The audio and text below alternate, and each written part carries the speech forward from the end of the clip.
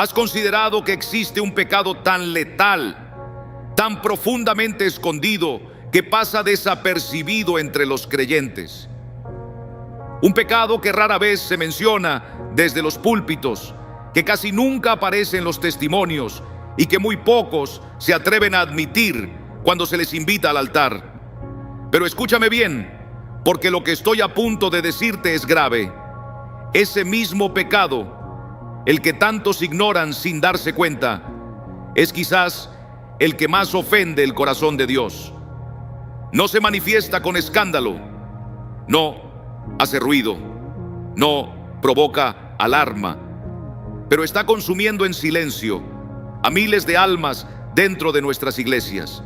No se encuentra en las calles ni en las esquinas oscuras del mundo, sino que se ha infiltrado en los altares, en los púlpitos, en los ministerios de alabanza y posiblemente sí, incluso en tu interior.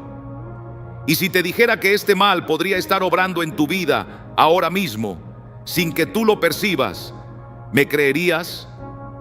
Este mensaje no es uno cualquiera, es una señal urgente desde el cielo, una llamada del Espíritu Santo que viene a despertar tu alma antes de que sea demasiado tarde. Sé que lo que estás por escuchar no será fácil de aceptar, pero créeme, es absolutamente vital. Este pecado ha arruinado más vidas espirituales de las que podrías imaginar. Y lo más alarmante es que actúa desde adentro, silenciosamente, disfrazado de virtud.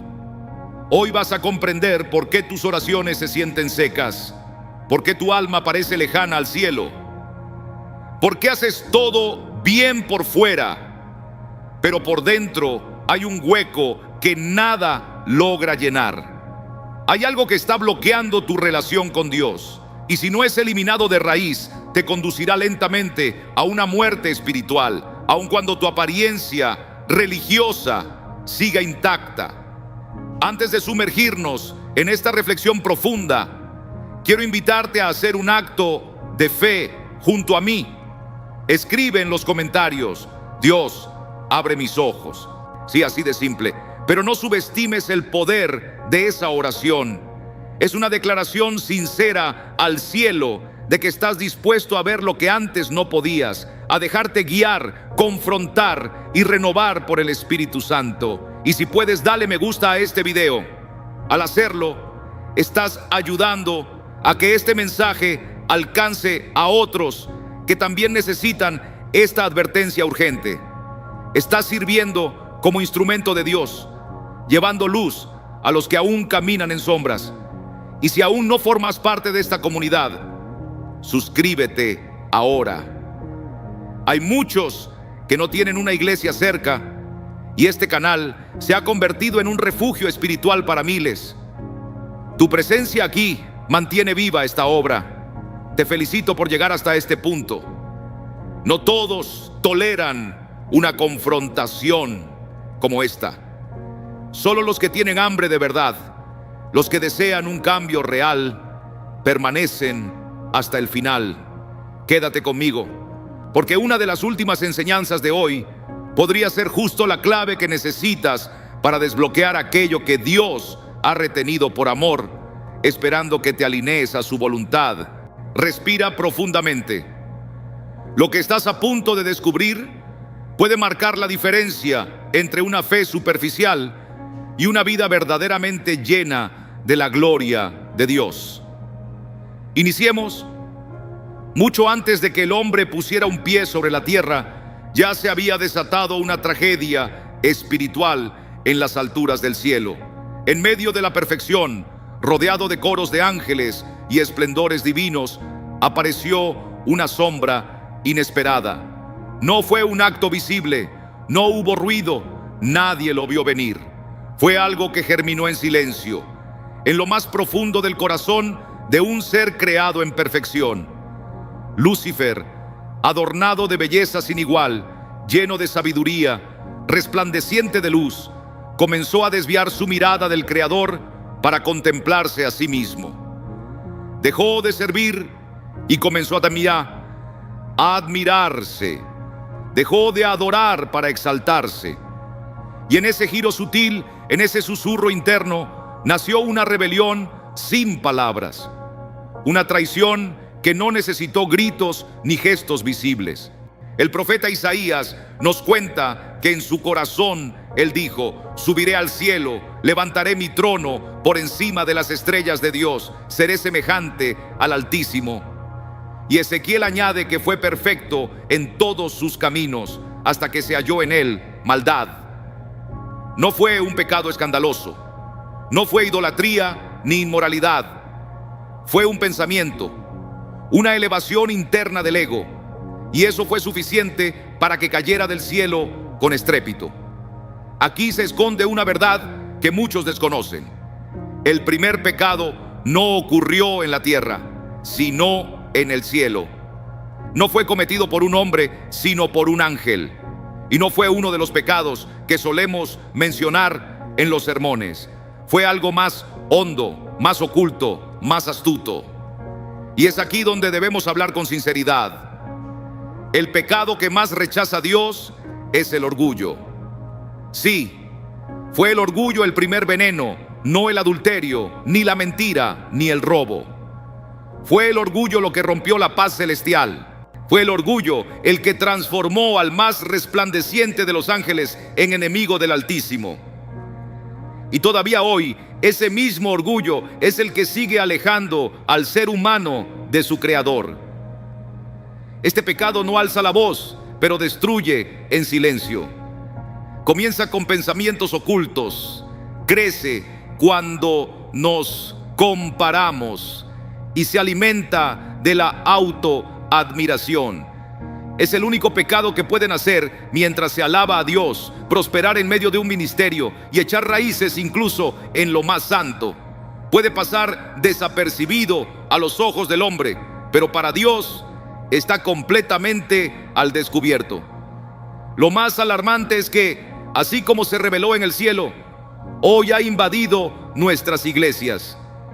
Lo que comenzó allá arriba ahora se disfraza de espiritualidad aquí en la tierra. Y es ahí donde el peligro se vuelve más intenso, porque lo que estalló con Lucifer en las alturas ahora actúa en lo bajo, no mediante escándalos escandalosos, sino escondido bajo capas de santidad. Podemos detectar fácilmente una rebelión cuando se muestra con claridad, cuando se manifiesta con hechos. Pero, ¿qué pasa cuando el pecado se oculta dentro de lo que parece sagrado? ¿Qué ocurre cuando el mal se viste de fervor? En uno de los momentos más difíciles de su ministerio, Jesús habló con firmeza, y esas palabras aún hoy resuenan con fuerza. Volviéndose hacia los líderes religiosos de su tiempo, los expertos en la ley, los que enseñaban en las sinagogas y eran respetados por su conducta, dijo: ¡ay de vosotros, escribas y fariseos hipócritas! Porque sois como sepulcros blanqueados, que por fuera parecen hermosos, pero por dentro están llenos de huesos muertos y de toda impureza. Mateo 23, 27, 28. Estas palabras no fueron dirigidas a criminales, ni a adúlteros, ni a recaudadores de impuestos. Se dirigió a los más religiosos, los que ayunaban, oraban y enseñaban la palabra, pero por dentro estaban corrompidos. ¿Por qué? Porque el orgullo espiritual ya había tomado posesión de sus corazones. Ellos no lo sabían. Se creían santos, justos, iluminados, pero Jesús los vio como eran realmente, como máscaras sin contenido, ritos sin vida, fachadas sin sustancia. Una de las mayores trampas del orgullo espiritual es que engaña a quien lo padece. A diferencia de otros pecados, este no genera culpa inmediata. Al contrario, hace que el orgulloso se sienta bien consigo mismo. Se convence de que está más cerca de Dios que los demás. Mide su relación con Dios comparándola con la de otros. Cree tener discernimiento, pero en realidad está ciego. Cree hablar con autoridad, pero ya no oye la voz del Espíritu. Y todo eso sucede mientras sigue sirviendo, ayunando, predicando. En muchas congregaciones, este mal obra en secreto. está presente en la mirada que juzga, en la crítica disfrazada de celo, en la corrección sin amor, en la falsa humildad que esconde vanidad. Y lo más delicado es que muchas veces este pecado habita en quienes lideran, pastores, hombres y mujeres admirados por su espiritualidad. Pero en lo más profundo, donde nadie mira, ya no hay quebranto, ni ternura, ni presencia, solo orgullo envuelto en apariencia de santidad. Si no lo reconocemos, podemos caer en la misma trampa. El orgullo espiritual no necesita grandes pecados para crecer. Le basta con un pensamiento de superioridad, una comparación sutil, un deseo secreto de reconocimiento. Lo que debía ser un altar para glorificar a Dios se convierte en un escenario para el ego. Y cuando eso ocurre, la presencia de Dios se retira y el alma queda vacía, aunque el cuerpo siga asistiendo a la iglesia. El orgullo no siempre llega haciendo ruido, no grita, no se expone. A diferencia de otros pecados que se hacen notar con comportamientos evidentes, este trabaja en lo oculto, avanza lentamente, sin ser notado. Es como un veneno que se filtra poco a poco hasta contaminar la fuente interna. Entonces la fe se convierte en apariencia, una cáscara sin contenido. Lo más alarmante es que quien lo padece muchas veces ni siquiera lo nota. En el libro de Apocalipsis, el mensaje a la iglesia de la Odisea nos confronta con este engaño propio de forma clara y poderosa. El Señor te mira a los ojos y te dice con dolor: tú dices que eres rico, que nada te falta, que estás completo, pero no te das cuenta de que eres un alma rota, pobre, desnuda y completamente perdida. Apocalipsis 3:17 nos deja ver uno de los reflejos más crudos del orgullo disfrazado de espiritualidad. Es una falsa paz, una sensación mentirosa de seguridad, mientras el alma se encuentra desconectada del corazón de Dios. La persona afectada por este mal comienza a vivir por apariencias, no por presencia. Puede orar, sí, pero ya no escucha la voz del Espíritu. Abre la Biblia, pero las palabras ya no le tocan. Sirve en la iglesia, pero no hay gozo en su servicio. Canta alabanzas, pero su voz no trasciende. Se ha convertido en un experto en lo exterior, pero su interior está apagado. ¿Y sabes por qué ocurre esto? Porque uno de los primeros síntomas del orgullo espiritual es la pérdida de sensibilidad a lo sagrado. Pero no es el único. Hay señales que delatan este mal. Si uno se atreve a mirar con sinceridad, surge una constante necesidad de medirse con los demás, de evaluar la fe ajena, de juzgar lo que hacen o dejan de hacer. La crítica se vuelve un hábito que no edifica, sino que lastima. Aparece una falsa estabilidad, una postura de superioridad, un aire de saber más, de orar más, de entender más. Y lo más peligroso de todo, el alma ya no se quebranta ante Dios.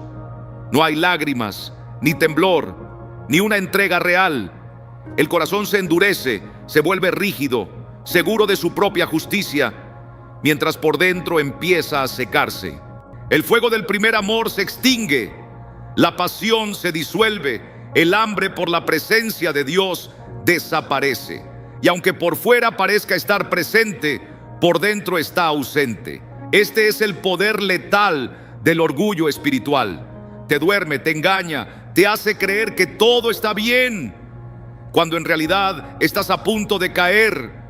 Y lo más doloroso es que cuanto más te hundes en ese estado, más difícil es reconocerlo, porque el orgullo no solo contamina, también te ciega. Cubre el alma con un velo. Y si ese velo no se arranca a tiempo, termina por destruir la vida espiritual, aunque el cuerpo siga asistiendo a la iglesia. Y cuando esa ceguera se instala, las consecuencias comienzan a manifestarse. No hacen ruido, no se anuncian con estruendo, pero son profundas y devastadoras.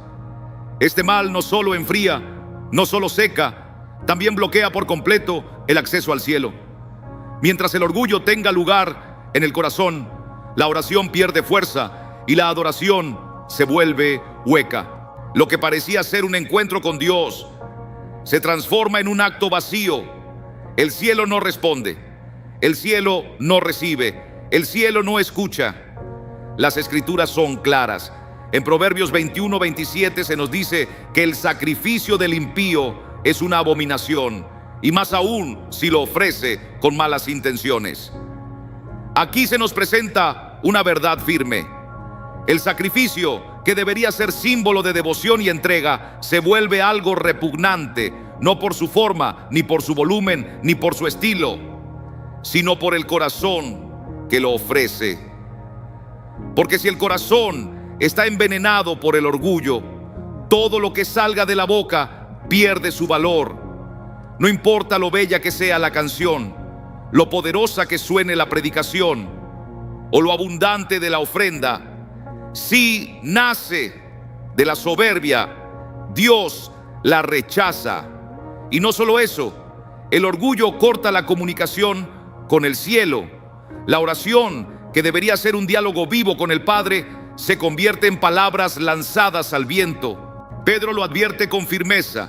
En su carta nos habla de cómo los conflictos no resueltos, y en especial la arrogancia, pueden estorbar las oraciones. En 1 Pedro 3:7 dice claramente: para que vuestras oraciones no tengan estorbo. Este mensaje es profundo. Hay oraciones que no llegan, no por falta de palabras, sino por falta de humildad. ¿Te imaginas lo que esto significa? Vivir creyendo que estás siendo escuchado, que estás adorando, que estás tocando el corazón de Dios, mientras el cielo permanece en silencio. Vas al culto, levantas las manos, dices amén con fervor, hasta lloras, pero no hay respuesta, no hay consuelo, no hay dirección. ¿Por qué? Porque hay un enemigo oculto en tu interior: el orgullo. Este es uno de los efectos más tristes del orgullo espiritual. Convierte lo sagrado en una costumbre vacía. Cuando el altar se transforma en plataforma, la oración en simple discurso y la adoración en espectáculo, hay algo profundamente roto en el alma del creyente. Lo más doloroso es que en medio de todo eso, la persona puede convencerse de que lo está haciendo bien. Cree estar agradando a Dios, cuando en realidad lo que él percibe no es adoración, sino abominación. Porque cuando el orgullo toma el control, lo íntimo se vuelve vacío, lo sagrado se convierte en acto mecánico. El creyente habla sin vida, canta sin espíritu, sirve sin conexión, sigue pareciendo fuerte por fuera, pero por dentro está desconectado de la fuente. La apariencia se conserva, pero la esencia se ha marchitado. La voz clama, pero no hay eco del cielo. Se menciona el nombre de Dios, pero su presencia no se manifiesta. Así, poco a poco, se empieza a caminar una fe basada en el esfuerzo humano, no en el poder del Espíritu. La carga se vuelve pesada, el alma se cansa, el corazón se agota, porque el orgullo no solo cierra el cielo, también encadena el alma. Es una verdad dura, pero necesaria. Mientras el orgullo gobierne, la espiritualidad será solo una escenografía, una rutina sin eternidad. El alma puede gritar con fuerza, pero Dios calla, no porque haya dejado de amar, sino porque donde reina el ego, Él no habita. El orgullo levanta un muro invisible entre el hombre y su Creador. Y no importa cuánto se ore, se cante o se sirva, mientras ese muro no se derrumbe, los cielos permanecerán cerrados. Hay enfermedades que destruyen el cuerpo sin avisar, sin síntomas externos, y cuando se notan, ya es tarde. Así actúa el orgullo, no en la carne, sino en lo profundo del alma. Es un cáncer espiritual, no hace ruido, no deja cicatrices visibles, no causa escándalos, pero su destrucción es total. Se infiltra silenciosamente en la vida interior, mata la sensibilidad, apaga el fuego, rompe la intimidad con el espíritu. Lo que queda es una apariencia, una costumbre, una figura vacía de poder. Las Escrituras nos advierten sobre esto. Hebreos 3:13 nos exhorta a animarnos mutuamente cada día, mientras aún se dice hoy, para que ninguno se endurezca por el engaño del pecado. Ese es el mecanismo letal del orgullo. Endurece a través del autoengaño. No se presenta como rebeldía abierta, sino como una falsa madurez. El creyente no se ve apartado, se ve maduro. No se reconoce frío, se cree firme. Confunde su sequedad con estabilidad. Y mientras tanto, el cáncer sigue avanzando. El orgullo adormece el alma. Lo que antes conmovía, ahora se escucha como cualquier cosa. Lo que provocaba lágrimas, hoy es solo información. El creyente se acostumbra a lo sagrado. Ya no tiembla, ya no reverencia, ya no depende. Su relación con Dios se vuelve intelectual, lógica, metódica, pero ha perdido la intimidad. La oración ya no brota del alma con clamor, es solo una serie de frases. La adoración ya no es entrega espiritual, sino rutina musical. El Espíritu Santo ya no guía, ya no sorprende, ya no quebranta, porque el orgullo cerró las puertas internas. Jesús lo dijo con tristeza en Mateo 15:8. Este pueblo me honra con los labios, pero su corazón está lejos de mí. No hay frase más triste en los evangelios. Personas que siguen hablando de Dios, cantando en su nombre, sirviendo en su obra, pero cuyos corazones están lejos. El orgullo los ha llevado a practicar una religión sin relación. Y lo más terrible es que creen que todo está bien. Ese es el engaño más peligroso. Siguen en funciones, siguen yendo a la iglesia, siguen usando el lenguaje espiritual, pero ya no hay vida. Son como árboles secos pintados de verde. Engañan a los demás, pero sobre todo se engañan a sí mismos. Y lo más desconcertante es que ese tipo de orgullo no necesita manifestarse en arrogancia o en palabras altivas. Puede esconderse en silencios, en pensamientos ocultos, en gestos sutiles. Vive en la autosuficiencia espiritual, en la incapacidad de reconocer errores, en la resistencia a ser corregido. Puede esconderse detrás de una sonrisa, de una actitud servicial, incluso de una función en el ministerio. Y mientras nadie lo confronte, sigue creciendo como una gangrena invisible. Así poco a poco el alma se apaga, el gozo desaparece, la esperanza se debilita, el discernimiento se nubla, el hambre por la palabra se convierte en indiferencia. Y aunque todo parezca seguir igual por fuera, por dentro el creyente está muriendo. No siente, no reacciona, no se quebranta. El Espíritu Santo ya no tiene lugar en ese corazón endurecido, y el enemigo lo sabe, porque si puede mantener a alguien en apariencia activa mientras destruye su interior, ha ganado una de sus batallas más sutiles y eficaces. Esta es la fase más peligrosa de toda enfermedad espiritual, aquella en la que los síntomas ya no se ven, pero el alma se apaga en silencio. Es como un incendio que arde por dentro, mientras por fuera todo parece tranquilo. Si el cielo no interviene, si no hay una sacudida de lo alto, un quebrantamiento real, esa persona puede pasar años sentada en un banco de iglesia sin conocer jamás una comunión verdadera con el Dios viviente. Todo esto nace de una raíz venenosa que muchos no ven: el orgullo. Y si esto ya nos sacude el alma, si imaginar a un creyente apagado por dentro nos inquieta, lo que viene a continuación debería hacer temblar nuestro espíritu. Porque el orgullo espiritual no solo enfría el corazón y apaga la voz del Espíritu Santo, también hace que el mismo Dios se ponga en contra de esa persona.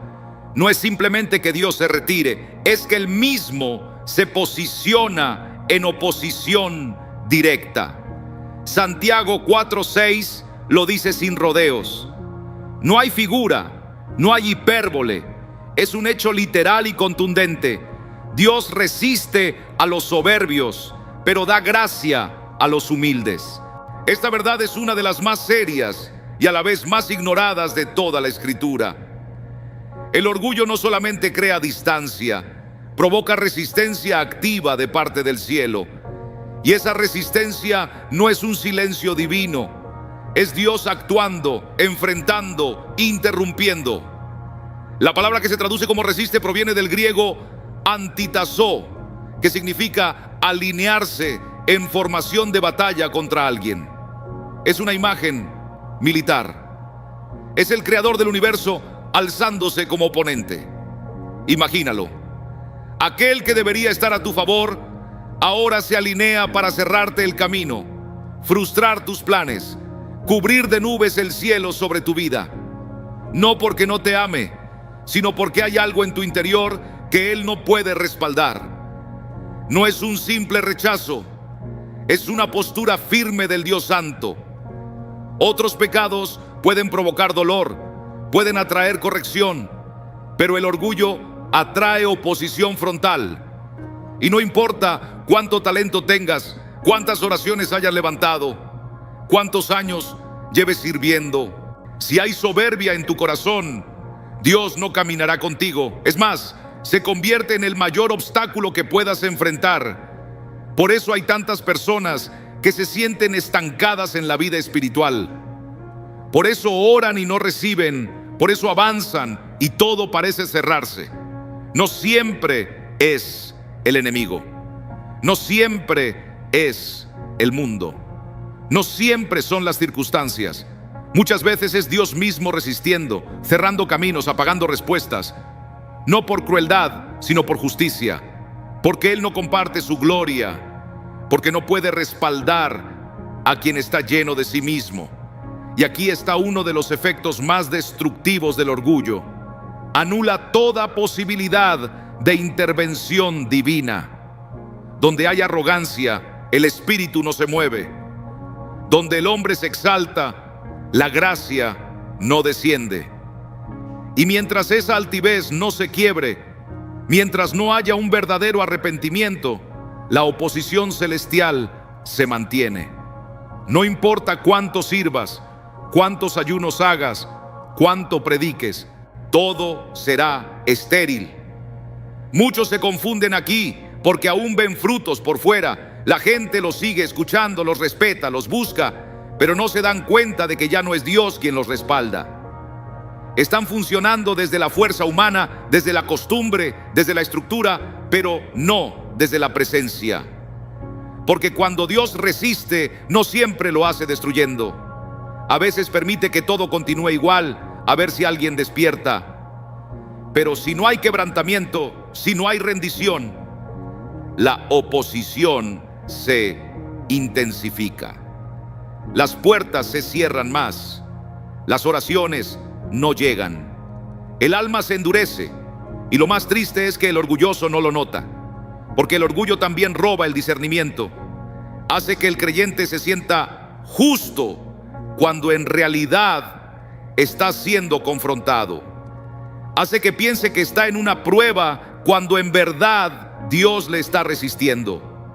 Esta es una verdad que debería hacernos temblar. No hay peor condición que estar activo espiritualmente, pero en oposición al cielo. No hay lugar más vacío que un altar sin presencia. No hay engaño más grande que una vida de fe que sigue el ritual, pero ha perdido la aprobación divina. Y si Dios se pone en tu contra, ¿quién podrá ayudarte? ¿Quién abrirá la puerta que Él ha cerrado? ¿Quién bendecirá lo que Él mismo está resistiendo?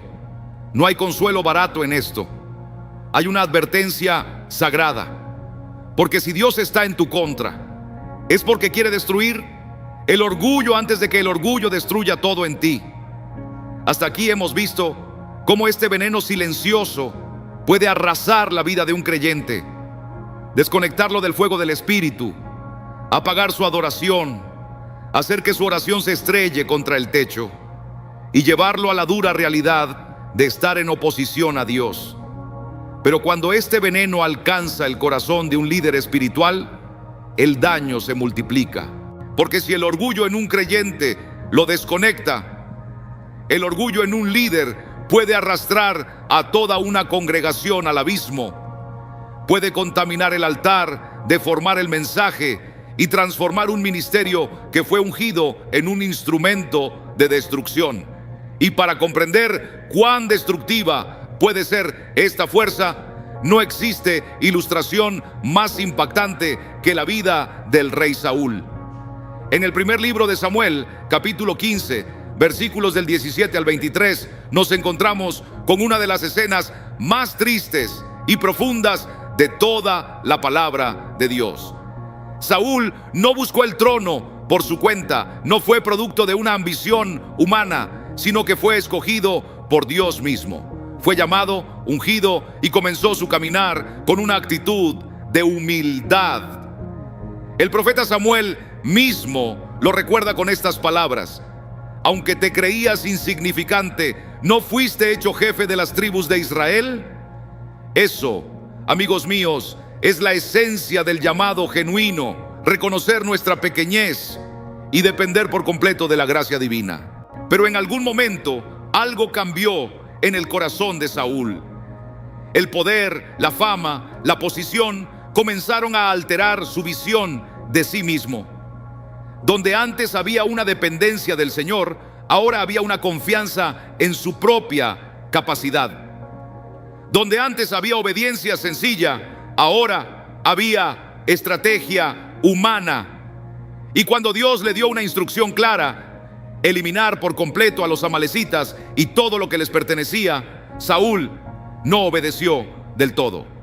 Se guardó lo mejor del botín. Y no solo eso, sino que intentó justificarlo diciendo que era para ofrecer sacrificios al Señor. Pero escúchenme bien, Dios no se deja impresionar por excusas piadosas si detrás de ellas hay orgullo escondido. Samuel lo confronta con una verdad que resuena hasta nuestros días. ¿Acaso se complace el Señor tanto en holocaustos y sacrificios como en que se obedezca a su palabra? Obedecer es mejor que ofrecer sacrificios. En ese momento el Señor reveló lo que había en lo profundo del corazón de Saúl. Su adoración ya no era fruto de una entrega sincera, sino de una selección a conveniencia. Su servicio ya no era rendición, era manipulación. Y eso, amados hermanos, es uno de los efectos más sutiles, pero peligrosos del orgullo en quienes lideran. Convierte el llamado en una plataforma personal y transforma la obediencia en una herramienta de conveniencia. La historia concluye con una sentencia que hiela el alma. Por cuanto desechaste la palabra del Señor, Él también te ha desechado como rey. Aquí contemplamos el desenlace del orgullo espiritual en el liderazgo, el rechazo de parte de Dios. Saúl no fue desechado por un escándalo público o por una caída moral notoria, sino por su osadía de creer que podía ajustar los mandatos divinos a su criterio. Y eso, queridos amigos, sigue sucediendo hoy. Muchos comienzan su caminar ministerial con lágrimas, con un fuego genuino, con temor de Dios. Pero al pasar el tiempo, con la exposición pública, los aparentes logros, los aplausos constantes, el ego comienza a ser alimentado. Y si no hay vigilancia espiritual, si no hay un quebrantamiento continuo, aquel que dependía del Espíritu Santo empieza a confiar en su propio talento. El que antes oraba con fervor, ahora habla por costumbre. El que servía por amor, ahora lo hace por prestigio. Así, poco a poco, el orgullo toma el lugar que le corresponde solo al Señor y el espíritu se aparta. Lo más alarmante es que en muchos casos el ministerio sigue en pie. Las personas continúan recibiendo bendición porque Dios honra su palabra. Pero el líder ya no es un canal de gracia, sino un obstáculo. Ya no habla desde la presencia de Dios, sino desde la técnica. El altar se convierte en un escenario, la oración en un espectáculo. Y lo que antes era fuego del cielo se convierte en humo de artificio. Por eso, este llamado no es solo para los que se sientan en las bancas de la iglesia, sino especialmente para los que suben al púlpito. El orgullo es la destrucción silenciosa de ministerios poderosos. Ha acabado con más siervos de Dios que la persecución o el escándalo sexual, porque opera desde dentro, disfrazado de celo, de convicción, incluso de autoridad, pero en su raíz hay una rebelión oculta. Y si no se confronta a tiempo, si no se arranca de raíz, el resultado es el mismo que el de Saúl: aislamiento, confusión, pérdida de dirección y finalmente rechazo. No por falta de talento, ni por falta de unción, sino por falta de humildad. Porque el Señor no respalda a quien se gloría en sí mismo, ni camina al lado de quien ya no tiembla ante su voz. Y cuando eso ocurre, no importa lo impresionante que parezca el ministerio desde afuera, el cielo ya no está allí. Es en ese momento cuando se revela una de las expresiones más peligrosas del orgullo espiritual, aquella que se alimenta del conocimiento. Porque el enemigo no solo utiliza el pecado visible o el mal uso del poder para contaminar el corazón, también utiliza la verdad cuando esta verdad no viene acompañada de quebrantamiento. Sí, incluso el conocimiento bíblico, si no está unido a un corazón humilde, puede convertirse en un instrumento de altivez. El apóstol Pablo lo expresó de forma clara en 1 Corintios 8:1. El conocimiento envanece, pero el amor edifica. Esta frase, aunque breve, encierra una advertencia poderosa. Conocer mucha Biblia no equivale a estar cerca de Dios. Memorizar pasajes, dominar doctrinas, hablar lenguas originales, debatir con fundamentos sólidos, nada de eso garantiza una vida rendida al Espíritu Santo. Porque el conocimiento sin amor, sin humildad, sin un temor reverente, infla el corazón, lo llena de orgullo, y allí yace uno de los grandes engaños dentro del mundo religioso. Muchos hoy en día creen que están firmes en su fe simplemente porque acumulan conocimientos, porque tienen respuestas a todo y pueden señalar errores ajenos. Sin embargo, cuando abrimos la Biblia, encontramos una advertencia silenciosa en la vida de los fariseos. Ellos eran los más formados, los más conocedores de la ley, y sin embargo, también eran los más endurecidos de corazón. Sabían cada letra de las Escrituras, pero cuando el autor mismo caminó entre ellos, no lo reconocieron. Así es el peligro del conocimiento sin quebrantamiento. Engaña al alma, haciéndole creer que ha llegado, cuando en realidad se ha desviado. El creyente deja de acercarse a la palabra con hambre y empieza a acercarse con suficiencia. Deja de temblar ante la verdad y comienza a diseccionarla como quien revisa un texto académico. Lo que debía ser un puente hacia Dios se convierte en un muro que lo aleja. Y cuando esto sucede, el corazón ya no se ablanda, se eleva. La persona empieza a mirar con desprecio al que sabe menos. Se burla de las preguntas sencillas y pierde la capacidad de asombro ante lo eterno. Ya no anhela conocer más al Señor, sino tener argumentos más sólidos. Ya no desea ser moldeado, solo tener razón. Y en esa actitud, sin darse cuenta, empieza a apagar la voz del Espíritu.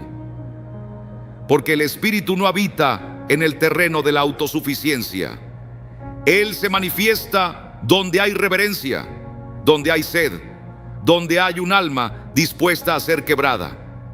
Es por eso que muchos, a pesar de haber estudiado teología, de haber leído libros y de conocer doctrinas, viven con el alma vacía. No sienten el fuego, no oyen al cielo, no experimentan la presencia, porque han cambiado la intimidad por la información, el altar por el análisis, la pasión por la técnica. Esta es una herida abierta en el corazón de la iglesia.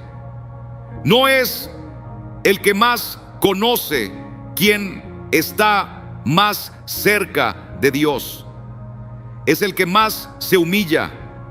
No es el que más habla, sino el que más escucha. No es el que tiene más respuestas, sino el que más depende. En el reino, la medida no es el saber, sino el amar, el servir, el rendirse. Muchos líderes, pastores, maestros han caído en esta trampa. Empezaron amando la palabra, pero con el tiempo ese amor se transformó en soberbia intelectual. Ya no oran con la misma necesidad, porque creen que el conocimiento los respalda. Ya no ayunan con la misma urgencia, porque piensan que la doctrina basta. Ya no buscan consejo, porque sienten que ya llegaron. Pero el cielo permanece cerrado. La gloria no desciende. El Espíritu no se derrama, porque donde hay orgullo, Dios resiste. Y si hoy, al oír esto, reconoces que algo en ti ha cambiado, que tu corazón ya no tiembla como antes, que has empezado a ver a otros con ojos altivos, es tiempo de hacer una pausa. Es tiempo de rasgar el corazón, de clamar al Espíritu Santo para que te devuelva la sensibilidad, la humildad, la dependencia. Porque de nada sirve saberse las Escrituras si el alma ya no tiembla ante ellas. Y si el orgullo individual es ya una amenaza espiritual, cuánto más peligroso es cuando se vuelve colectivo. Cuando ya no es solo una persona, sino una iglesia entera que se mueve desde la apariencia, desde la estructura, desde la autosuficiencia. Entonces el daño es profundo. Congregaciones llenas, pero sin cielo. Cultos repletos, pero sin gloria. Actividades sin quebrantamiento.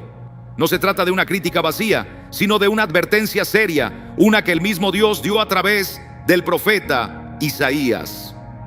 En Isaías 1, del 11 al 15, el Señor dice con voz firme: ¿de qué me sirven vuestros muchos sacrificios? Estoy harto de vuestros holocaustos. No me traigáis más ofrendas vanas. Cuando extendáis vuestras manos, esconderé de vosotros mis ojos. Cuando multipliquéis la oración, no escucharé. Es una declaración que sacude el alma. Dios mismo rechazando la adoración de su pueblo. Y lo más impactante es que Israel no había dejado de adorar. No había abandonado el templo. No se había entregado a ídolos visibles. Seguían cantando, ofrendando, orando, pero sin corazón.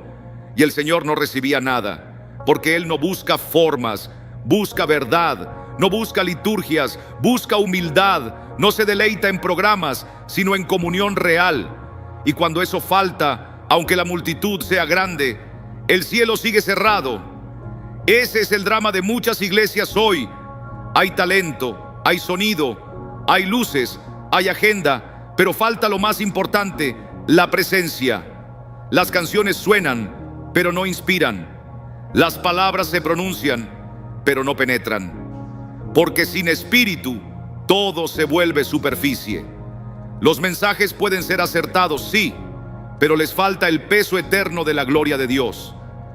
Hay ideas creativas, hay planificación, hay movimiento, pero no hay quebrantamiento. Y muchas veces, aunque no se mencione abiertamente, la raíz de todo esto es el orgullo espiritual que se ha colado en el corazón colectivo del pueblo. Cuando una congregación comienza a creerse suficiente por sí misma, cuando piensa que todo está bajo control, cuando se preocupa más por la apariencia que por la intercesión, más por la imagen que por la oración profunda, entonces camina sobre terreno peligroso, porque el Señor no comparte su gloria con nadie. Cuando Él percibe un ambiente saturado por la altivez, cuando ve que su pueblo ya no tiembla ante su presencia, ya no se postra, ya no gime en oración, entonces silenciosamente Él se aparta. Y lo más grave es que muchas veces ni siquiera nos damos cuenta. Seguimos con nuestras actividades, con nuestros servicios llenos de movimiento, con redes sociales actualizadas, con eventos cada semana, pero espiritualmente estamos áridos. Porque el Espíritu Santo no es un adorno, no es una herramienta estética, es una persona viva. Y cuando no se le honra, Él no permanece. Donde no hay espacio para su voz, para su corrección, para su presencia que quebranta, Él se va. El profeta Isaías retrata esta desconexión con claridad dolorosa. Aunque multipliquéis la oración, yo no escucharé. ¿Puedes imaginar eso? Oraciones fervientes que no llegan, manos alzadas que Dios no observa, sacrificios que no son gratos, porque detrás de todo hay orgullo. Es un pueblo que ha perdido la noción de su necesidad, que canta sin temblor, que sirve sin pasión, que predica sin lágrimas. Y esto debería estremecer nuestras estructuras internas. Dios no habita en los techos altos de nuestros templos si nuestros corazones están levantados en soberbia. Él no responde a la perfección externa, sino a la pureza interna. No se conmueve por lo que mostramos, sino por lo que escondemos. Y si lo oculto está lleno de vanagloria, de apariencia, de juicio y crítica, entonces todo lo que hacemos, por brillante que parezca, está vacío.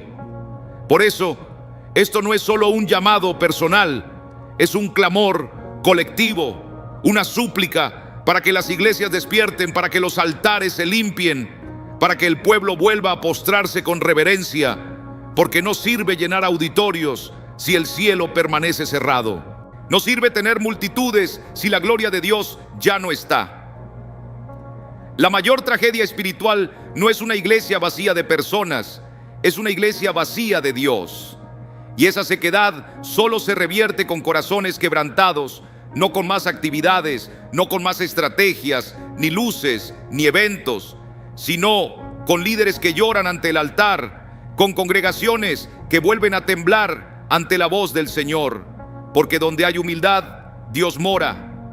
Donde hay quebranto, su presencia regresa. Y aquello que era solo una reunión se transforma en un encuentro con lo eterno. Pero si el orgullo no es enfrentado, comienza a ocurrir algo más profundo, más devastador.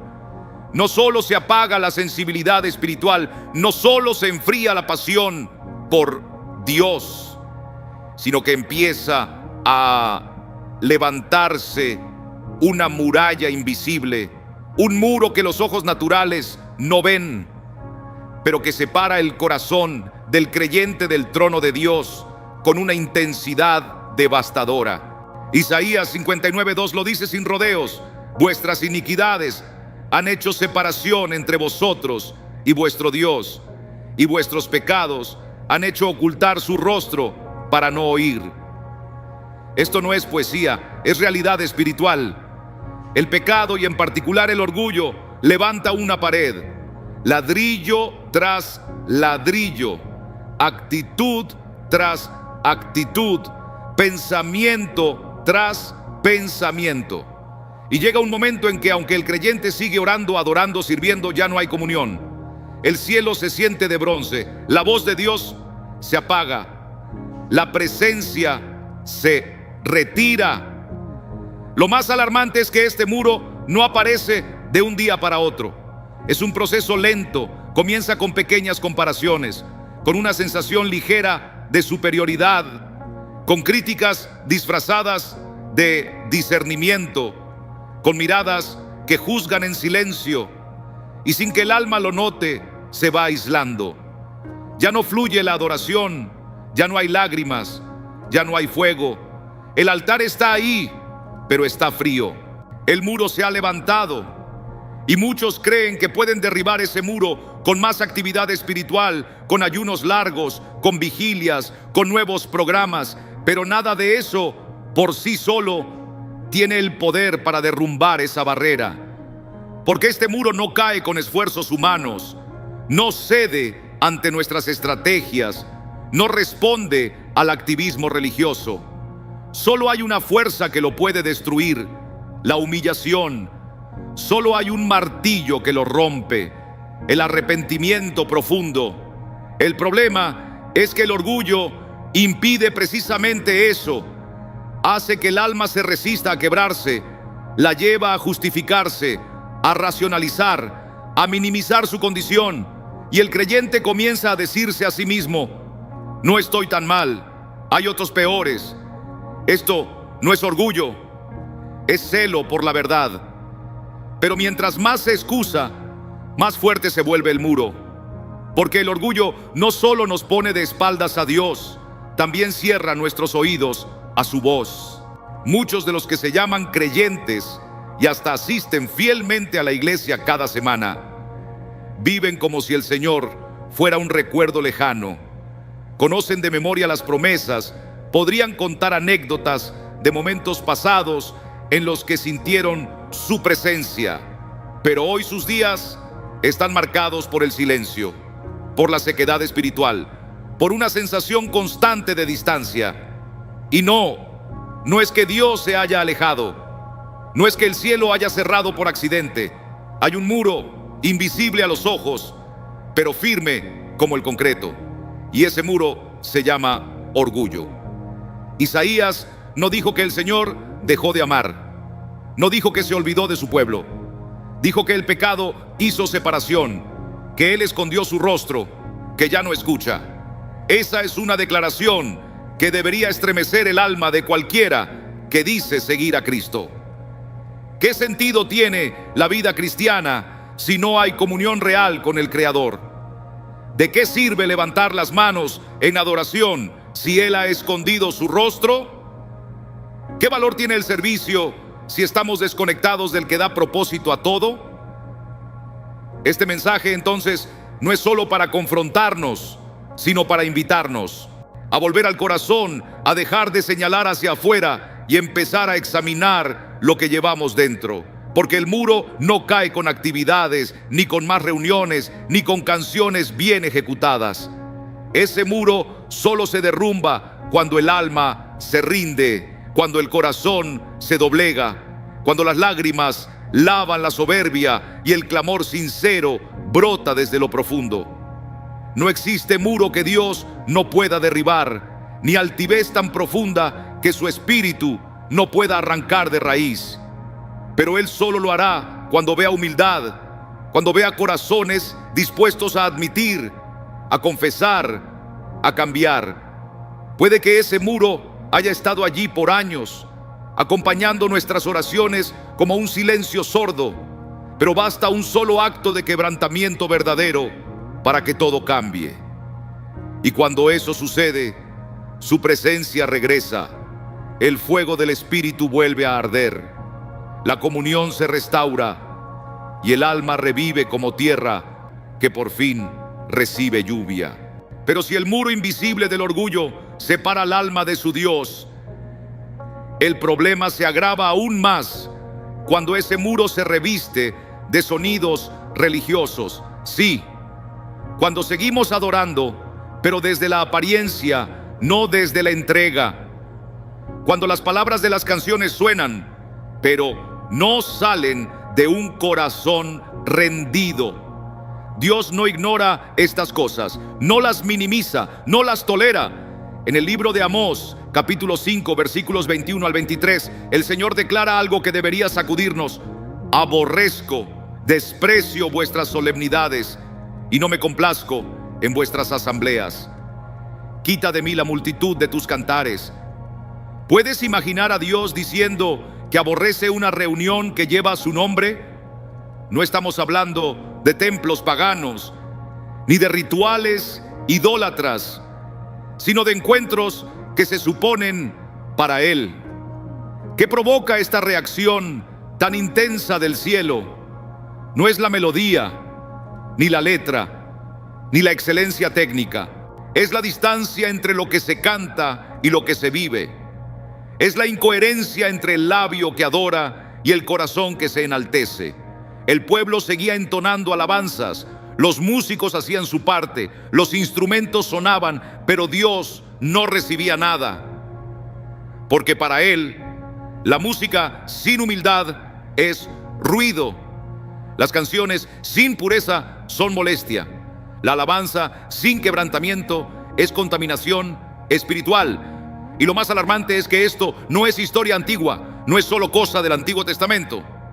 Pasa hoy, cada domingo, en iglesias llenas de gente, pero vacías de gloria.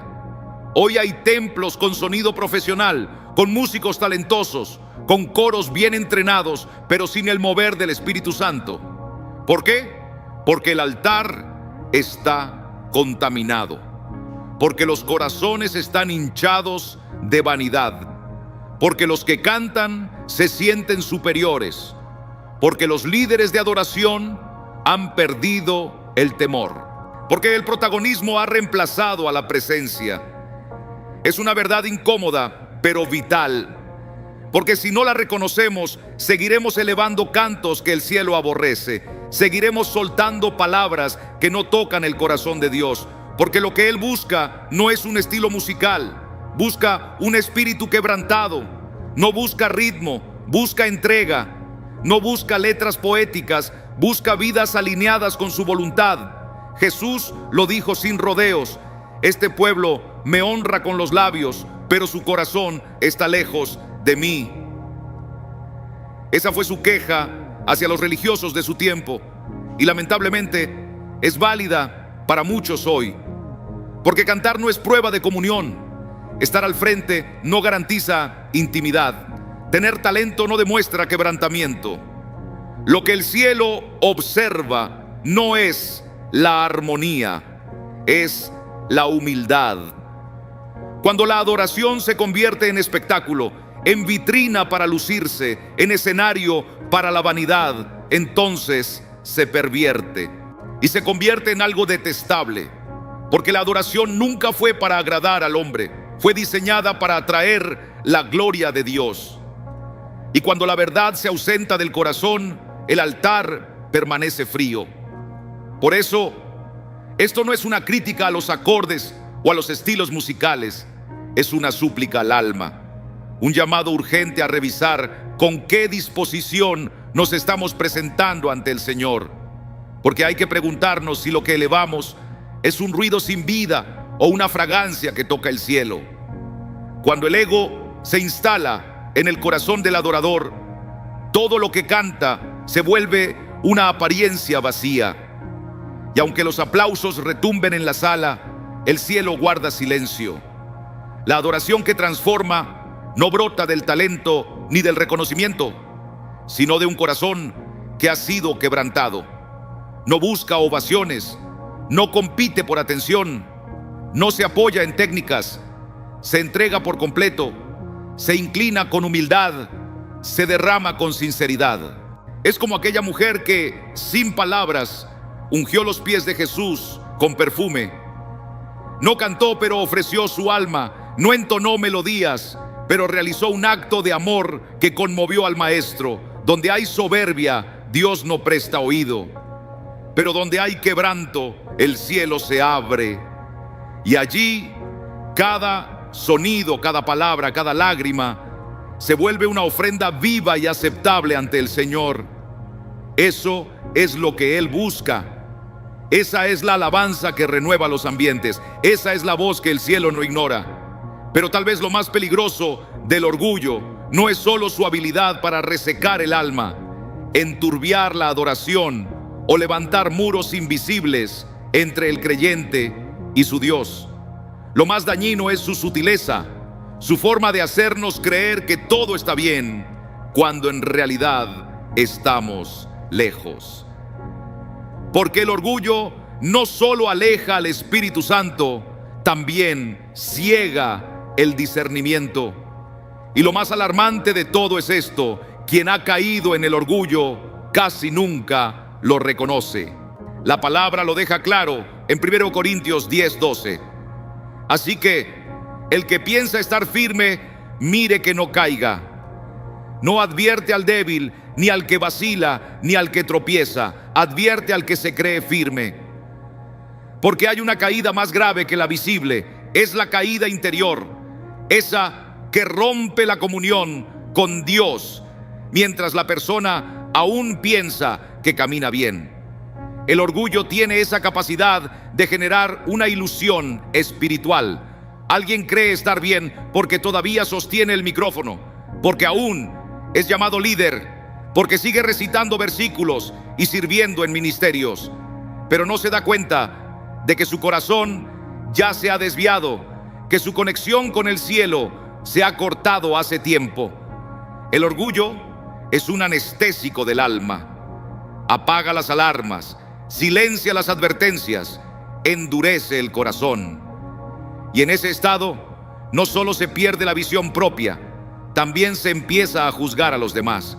Se vuelve uno crítico, murmurador, se escuda en su experiencia o en su posición espiritual para señalar al otro, mientras su propia alma se va marchitando. Y así es como muchos creyentes quedan estancados, desorientados, sin comprender por qué ya no sienten la presencia de Dios, por qué su fe parece insípida, por qué la adoración se volvió mecánica. Culpan a las pruebas, a los ataques, a las circunstancias, pero rara vez consideran que la causa pueda estar dentro, que quizás no es el enemigo externo, sino su propia altivez la que los desconectó. Cuando alguien cree saberlo todo, ya no aprende. Cuando cree estar en lo correcto, deja de escuchar. Cuando piensa que su andar es intachable, ya no se examina. Y en ese terreno se prepara la caída más peligrosa, la que ocurre mientras la persona sigue activa en lo espiritual, pero está fuera del propósito de Dios. El orgullo hace que se confunda actividad con aprobación. Cree que porque aún está sirviendo, Dios está complacido. Cree que porque sus palabras son correctas, su corazón también lo es. Cree que porque otros lo admiran, el cielo lo respalda. Pero el hecho de ocupar un lugar visible no significa que se esté firme delante del trono. La historia nos enseña que muchos continuaron con tareas espirituales mucho después de haber sido apartados por Dios. Saúl seguía siendo rey, aunque ya no contaba con su presencia. Sansón peleaba, aunque el espíritu ya se había apartado de él. Y esa es quizás la señal más severa de juicio, cuando Dios ya no habla y la persona ni siquiera lo nota. Por eso, esta advertencia no puede tomarse a la ligera. No es suficiente con creer que uno está firme. No basta con sentirse bien. Hay que detenerse, mirar al interior, preguntarle al Espíritu Santo cómo está realmente nuestro corazón. Porque si estamos demasiado seguros de nosotros mismos, podríamos estar más cerca de la caída de lo que imaginamos. Allí se revela el verdadero rostro del orgullo.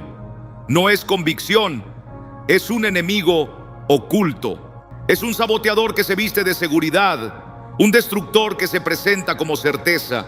Y mientras más lo alimentamos, más confiados nos sentimos y más nos alejamos del propósito eterno.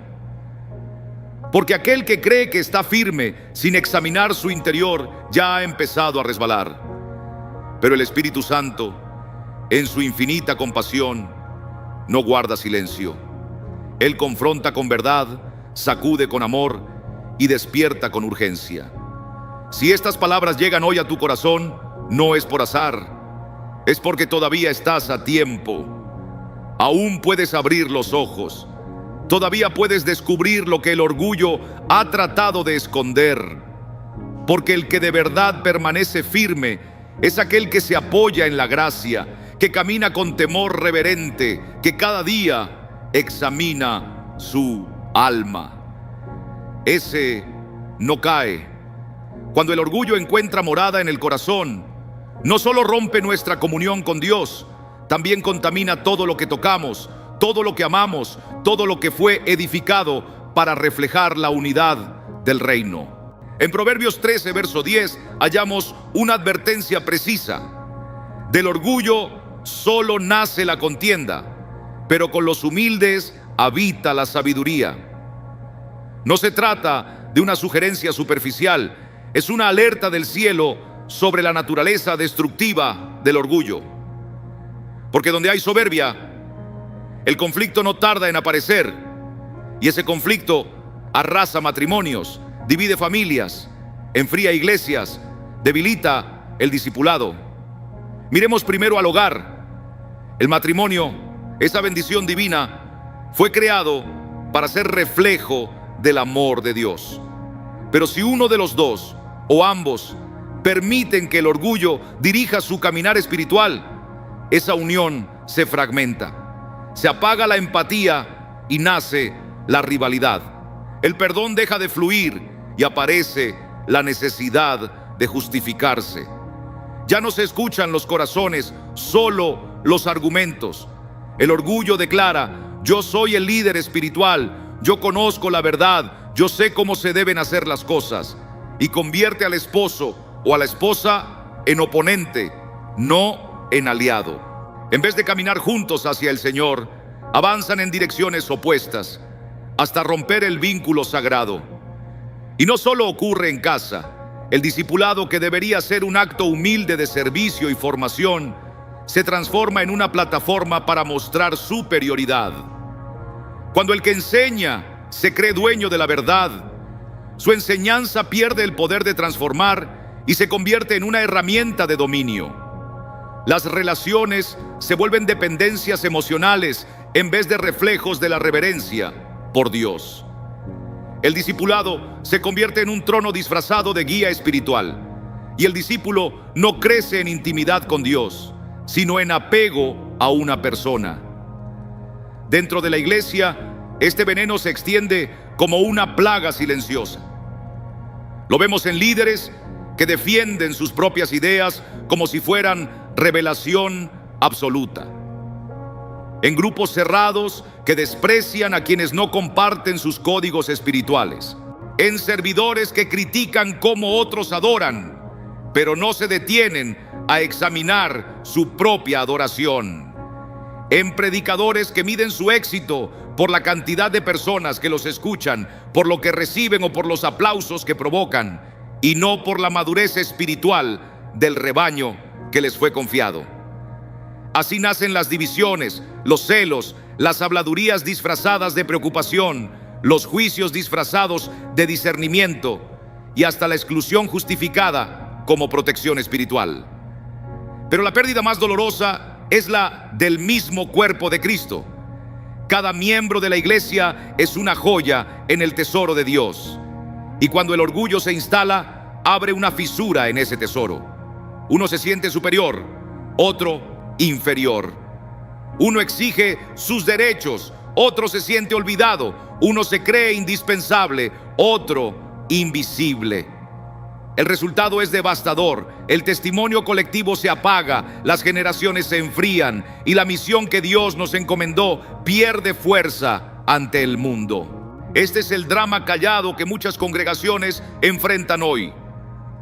No se trata de ataques del mundo, no se trata de contextos sociales, es el orgullo que habla por dentro, sin levantar la voz, pero con fuerza suficiente para derrumbar desde las bases. Y las heridas no se borran solas. Matrimonios destruidos que nunca sanaron espiritualmente. Hogares donde la fe ya no se comparte. Discipulados que terminan sin legado. Amistades rotas que nunca se restauran. Pero la palabra también nos muestra la salida. No solo señala el peligro, también ilumina el camino. El antídoto al orgullo es la sabiduría que viene de lo alto, la humildad, no una humildad de apariencia, ni esa que se cultiva para ser reconocida, sino una que nace del encuentro con Dios, del reconocimiento de lo pequeños que somos, del temor santo, del amor que se entrega sin esperar recompensa. En el hogar, esa humildad se traduce en escuchar más, en honrar la opinión del otro, en pedir perdón sin necesidad de tener razón. En el discipulado se manifiesta cuando el mentor ora antes de enseñar, cuando sacrifica su tiempo no para brillar, sino para servir.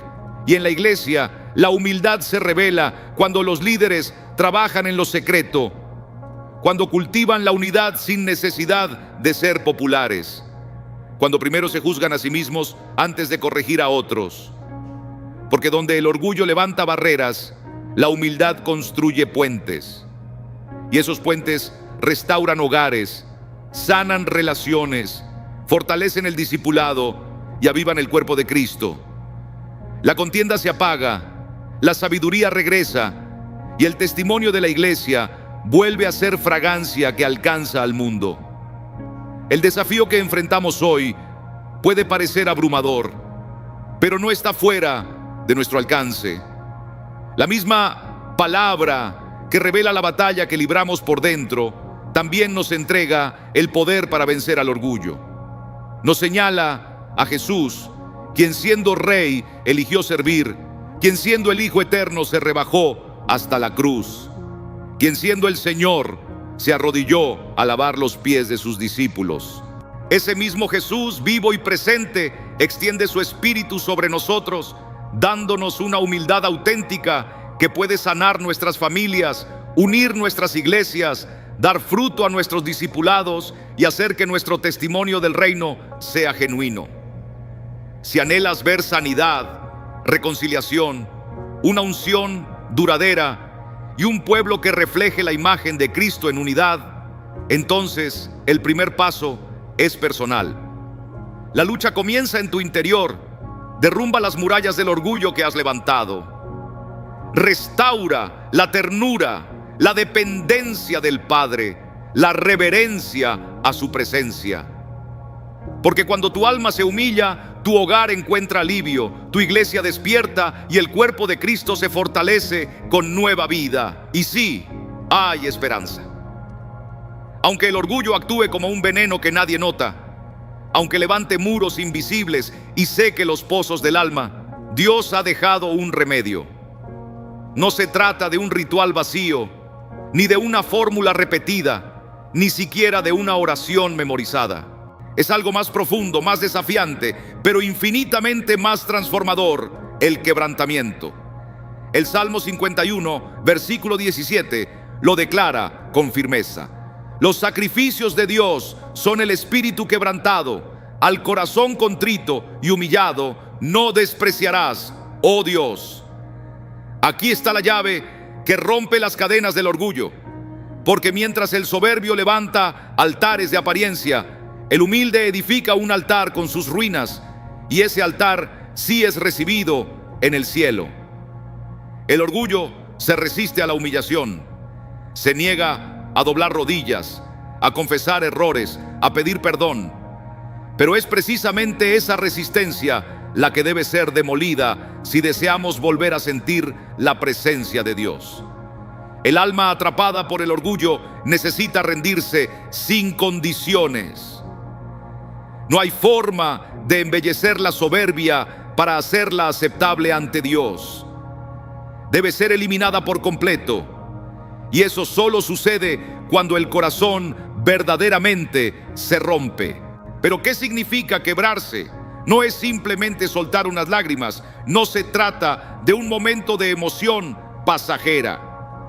Quebrantarse es dejar que la luz de Dios entre hasta lo más escondido del alma y revele lo que se ha podrido, para luego clamar con urgencia que Él lo arranque desde la raíz.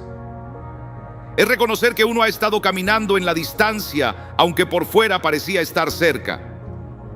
Es admitir que nuestras buenas obras no reemplazan la intimidad perdida, que el servicio no sustituye el fuego que se ha apagado en el altar del secreto.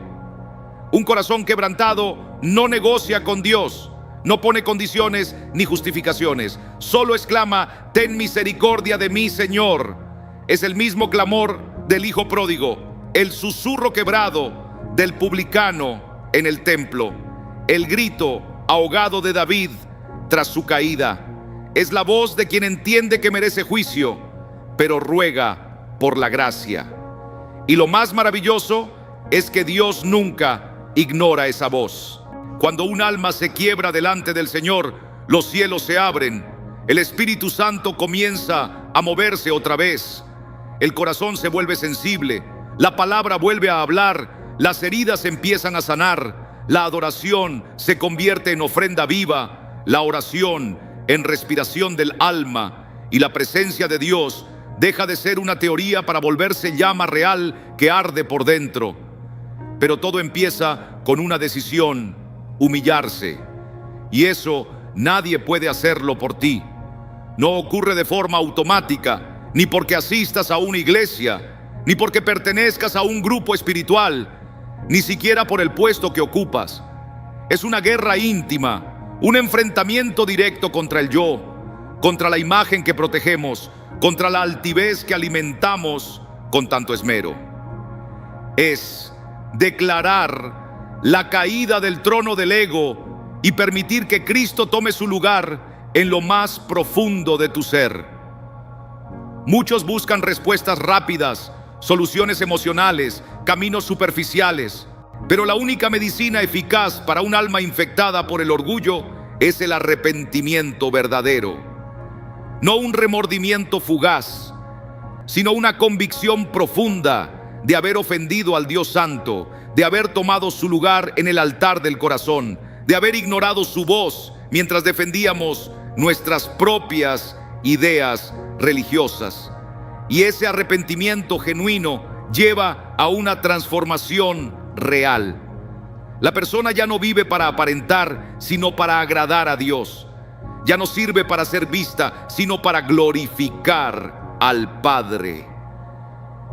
Ya no busca reconocimiento, busca más presencia, porque ha entendido que solo un corazón humilde puede ser morada del Espíritu Santo.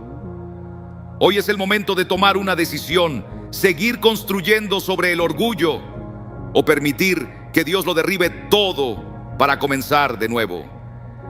Porque es mejor una alma rota a los pies del Señor que una alma altiva en el púlpito.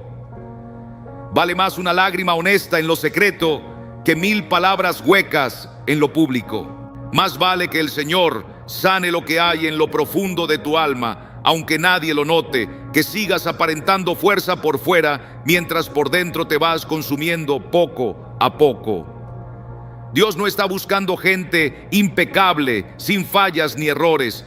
Él está buscando corazones rendidos, vidas que lloren al mirar su condición, hombres y mujeres que clamen por ser restaurados, que se arrodillen sin reservas. Son esos a los que Él levanta, a los que unge con poder, a los que envía con propósito, a los que respalda con su presencia. Y tú puedes estar entre ellos, pero hay algo que debes hacer, algo que cambia todo: permitir que tu corazón se quebrante delante de Dios. Solo entonces el cielo se abrirá. Solo así el orgullo cederá su lugar. Solo de esa forma comenzará la restauración verdadera. No puedes posponer esta decisión. No puedes suavizar esta verdad. No puedes ignorar esta advertencia. Esta es una de esas veces en que Dios está hablando con claridad. Porque el orgullo espiritual no es solo una debilidad del carácter, ni una actitud incorrecta. Es un veneno lento, un enemigo invisible, un asesino del alma eterna. Y lo más aterrador es que se mueve en silencio, sin que la persona lo perciba. Engaña hasta el último suspiro, hasta el momento mismo del juicio. Jesús fue claro en Mateo capítulo 7, versículos 21 al 23. Pronunció una de las palabras más fuertes de todo el Evangelio: no todo el que me dice, Señor, Señor, entrará en el reino de los cielos. Y añade que muchos, no pocos, le dirán: ¿acaso no profetizamos en tu nombre y en tu nombre echamos fuera demonios e hicimos milagros? Y él responderá: nunca os conocí, apartaos de mí, hacedores de maldad. No les hablaba a incrédulos, ni a gente ajena a la fe. Hablaba a los que pensaban estar en el camino correcto, los que hablaban de Jesús, los que servían en su nombre, los que eran vistos, reconocidos, pero vivían engañados. Y ese engaño tenía una raíz: el orgullo. El orgulloso espiritual cree que está bien con Dios. Se aferra a su historia, a su posición, a sus logros, pero ha olvidado lo que realmente importa: la intimidad con Dios, la obediencia que duele, la humildad que no presume. Cree que por cargar la Biblia ya cuenta con el favor del cielo, pero Dios no se impresiona con las apariencias. Él escudriña los corazones y cuando encuentra orgullo, se retira. Por eso no puedes dejar pasar más tiempo. No es un tema de emociones o de esperar el momento perfecto. Es ahora, porque el orgullo no pide permiso para entrar, pero sí puede ser desarraigado si hay una entrega genuina. No mañana, no cuando tengas tiempo, no en la próxima reunión, hoy.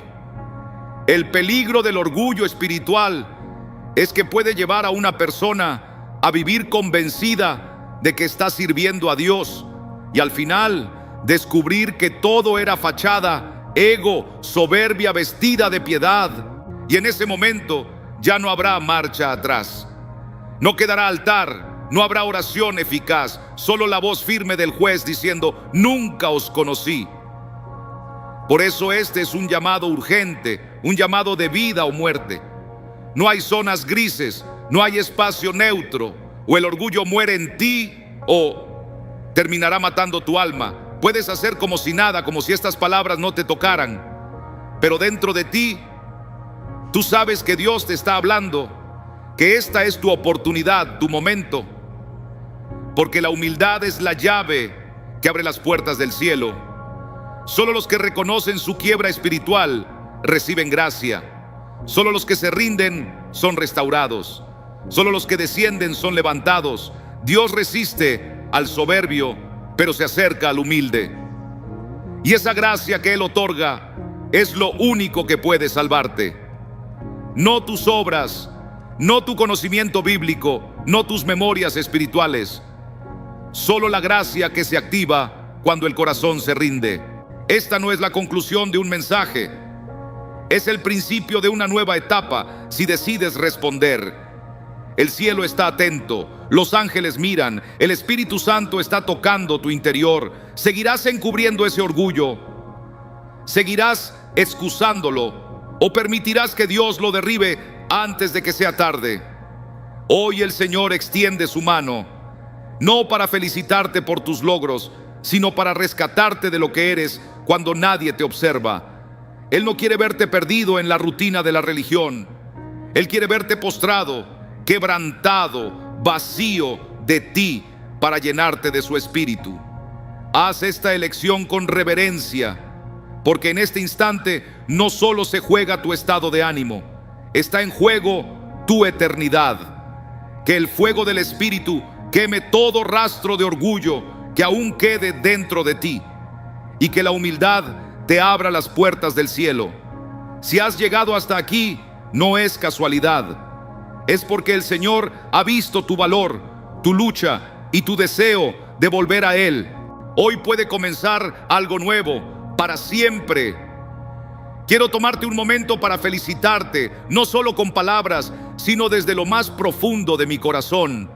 Porque si estás leyendo esto, es porque no te apartaste, no huiste, te quedaste, incluso cuando la verdad comenzó a incomodar. ¿Sabes lo que eso significa? Que has permitido que la luz de Dios ilumine los rincones más oscuros de tu alma, que no te asustaste al ver lo oculto salir a la superficie. Muy pocos tienen ese valor. Tú has escuchado la voz del Espíritu Santo y has decidido responder. Eso ya te hace diferente, eso te coloca en el camino correcto. Y ahora, si este mensaje ha tocado algo en ti, si ha removido esas raíces que no sabías que estaban tan profundas, quiero invitarte a hacer algo sencillo, pero con un peso eterno. Escribe en los comentarios: aquí me rindo. No es una frase vacía, no es solo un gesto.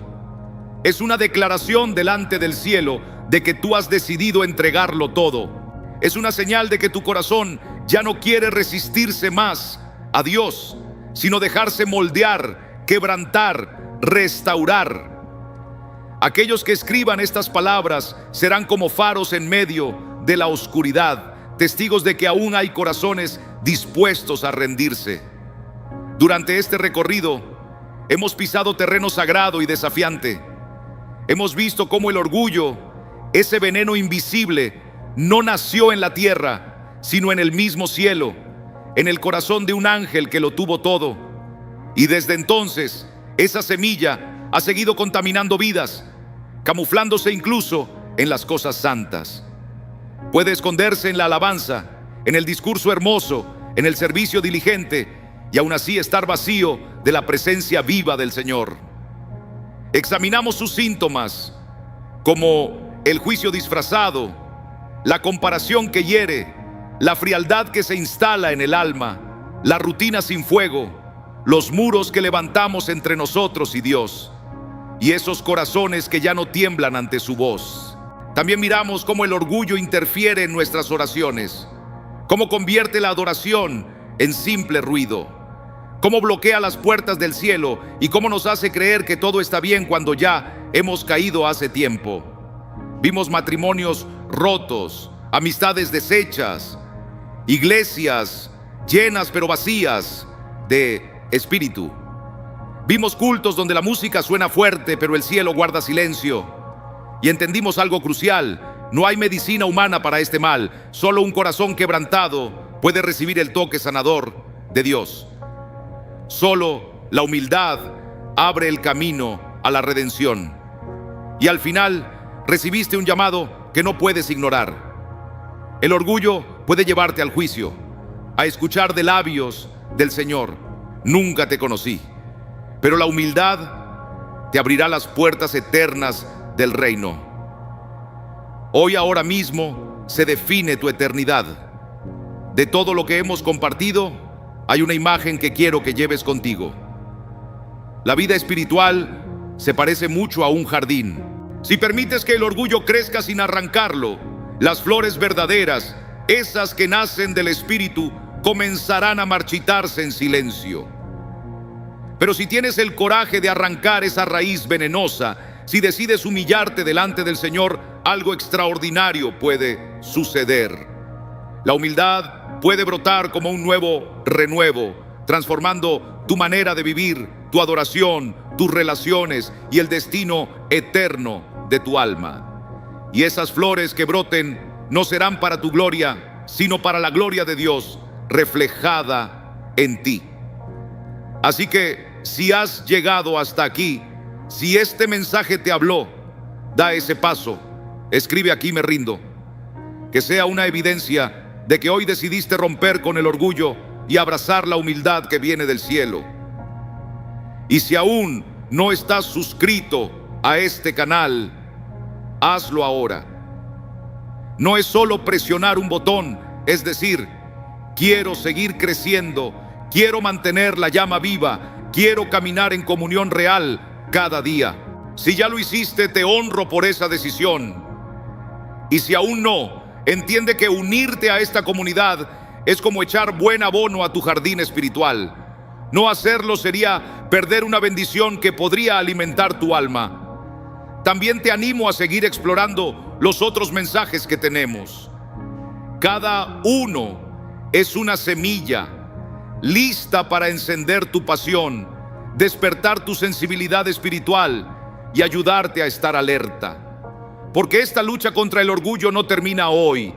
Es una guerra diaria, una responsabilidad que debemos asumir con determinación. Pero aquí no estás solo. Aquí encontrarás palabra viva, aliento constante y fuego que no se apaga. Gracias por permitirte este momento. Gracias por no huir. Te honro porque tu alma está sedienta de verdad. Que el Espíritu Santo siga obrando en ti, derribando fortalezas, afirmando tu rendición, encendiendo tu alabanza y llevando tu alma a un encuentro más profundo con la presencia de Dios. Que cada día vivas menos para las miradas de los hombres y más para lo que Dios oye en tu corazón. Que hoy sea el primer día de una nueva vida, una vida humilde, firme y llena del Espíritu. Aquí me rindo. Que así sea contigo y para siempre.